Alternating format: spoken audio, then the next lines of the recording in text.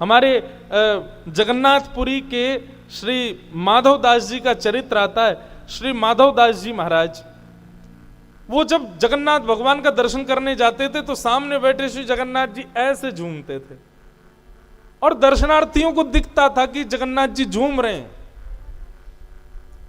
इस भाव से माधवदास जी की बड़ी प्रसिद्धि होने लगी। अब तो माधवदास जी अपने घर से जब जगन्नाथपुरी जाते तो लोग बाग पुष्प की पगडंडी बना देते, हाथ जोड़ करके सब खड़े हो जाते, जय जयकार करते, पुष्प वर्षा करते, खूब आनंद से। माधवदास जी को इससे इतना कष्ट होता कि ये सब मेरा इतना सम्मान क्यों कर रहे हैं। माधवदास जी जगन्नाथ भगवान से जाके कहते, भगवान आप ये सम्मान मुझे क्यों दिला रहे हो। तो जगन्नाथ जी बोलते हैं, तुम्हारी परीक्षा करने के लिए। अगर तुमने इस सम्मान को स्वीकार कर लिया तो निश्चित है मेरी भक्ति से तुम विमुख होते चले जाओगे, फिर सम्मान के आदी हो जाओगे। तो मैं तुम्हारी परीक्षा के लिए सब कर रहा था, परंतु माधवदास मैं तुमसे बड़ा आनंदित हूं, तुमने इस सम्मान को अस्वीकार किया। और फिर एक जगह ऐसा भाव आता है कि श्री माधवदास जी महाराज अब छुप छुप करके जगन्नाथ जी दर्शन करने जाते कि भीड़ भाड़ ना देखे उनको, क्योंकि जगन्नाथ मंदिर में माधवदास जी के जय जयकार बोलते और माधवदास जी को इतनी पीड़ा होती, बोले अरे राम राम राम, ये लोग क्या कर रहे हैं, जगन्नाथ जी की जय बोलने की जगह मेरी जय बोल रहे हैं।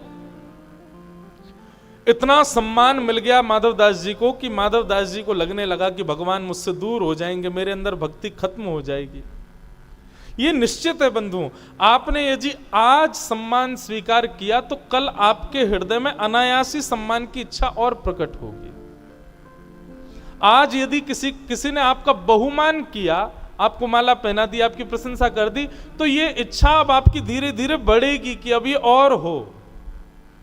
ये नियम है संसार का, और यही नियम भक्ति में वाधक बनता है।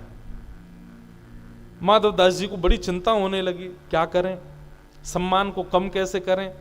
तब माधवदास जी बोले, कोई अपमान क्यों नहीं कर रहा है मेरा जब तक अपमान नहीं होगा तब तक मुझे चैन नहीं पड़ेगा।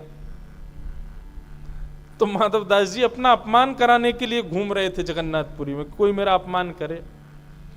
तभी माधवदास जी ने देखा कि एक मोहल्ले में एक माताजी डंडा लेकर के बच्चों के पीछे भाग रही थी, गुस्सैल माताजी। माधवदास जी बोले, यही है हमारी यजमान, यही करेगी मेरा अपमान, तभी थोड़ा शांति मिलेगी हृदय को।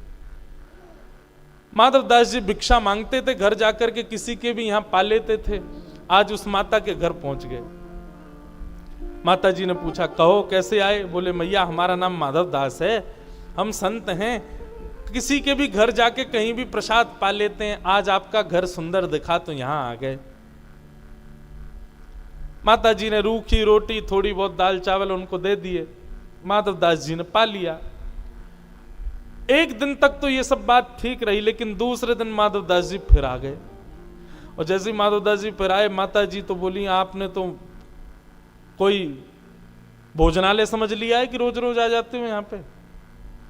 माधवदास जी बोले, कल इतना स्वादिष्ट भोजन लगा कि मेरा मन बार बार कहता है कि मैं आपके यहाँ ही पाऊं। तो माता जी बोली, स्वादिष्ट भोजन लगा था। बोले हाँ। भीतर गई, थाली तो लगाई, लेकिन सब्जी में किसी में नमक ज्यादा डाल दिया, दाल में नींबू निचोड़ दिया, और एक सब्जी थी उसमें बहुत सारा मिर्च डाल दी। बोले कि आज इसको बढ़िया मजा आएगा, तो कल से आना बंद कर देगा। माधवदास जी ने जैसे प्रसाद पाया तो नमक तेज, नींबू लगने लगा, कड़वा हो गया मुंह। दूसरी सब्जी खाई तो मिर्च लगी, महाराज पानी पी पी करके बेहाल हो गए। माता जी बोली, कहो कैसा लगा भोजन। माधवदास जी बोले, आज तो कल से भी ज्यादा आनंद आया मैया, मैं कल फिर आऊंगा, ऐसा ही बनाना आप। माता जी बोली, इस पे तो कोई प्रभाव ही नहीं हो रहा है। अब माधवदास जी तो चाह ही रहे थे कि ऐसा ही कुछ हो।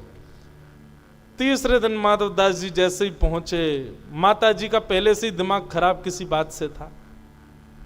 माधवदास जी पहुंच गए, जय जगन्नाथ मैया भिक्षाम देही, लाओ प्रसाद पवाओ। मैया ने उठाया पोंछा, और पोंछा उठा करके माधवदास जी के मुंह पे मारा, ले भिक्षा खा ले, इसको भर ले अपना पेट। माधवदास जी के मुंह पर जब पोंछा आकर के पड़ा ना, माधवदास जी खूब रोए और कहा, धन्यवाद मैया, आज लग रहा है कि अब मेरा मान खत्म हुआ, अब मैं ठाकुर जी के और समीप पहुंच पाऊंगा। बहुत ज्यादा सम्मान हो गया था मेरा, अब अपमान हो गया ना, तो अब थोड़ा बैलेंस लग रहा है हृदय में। सम्मानम कलयाति घोर गल्लम, भक्ति में सम्मान बाधा है। बच्चों